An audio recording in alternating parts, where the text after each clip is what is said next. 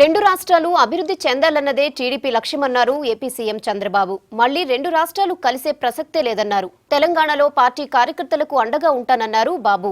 వరంగల్ టూర్కు వెళుతూ భువనగిరిలో ఆగిన ఆయన పార్టీ కార్యకర్తలను ఉద్దేశించి మాట్లాడారు. తెలుగువారు ఎక్కడున్నా పనిచేసిన పార్టీ తెలుగుదేశం పార్టీ. అదే మరి 30 సంవత్సరాలుగా మీరు నాకు అండగా నిలబడ్డారు. కష్టాల్లో నష్టాల్లో తెలంగాణలో ఉండే ప్రజానీకం కానీ కార్యకర్తలైతే ప్రాణ త్యాగాలు చేశారు. ఎన్నో సందర్భాలుగా ఎన్నో ఇబ్బందులు వచ్చినా పార్టీ జెండా మోశారు. నా జీవితంలో ఎప్పుడూ మీ త్యాగాలు మరిచిపోలేను కూడా అని చెప్పి కూడా నేను మీకు తెలియజేస్తున్నాను.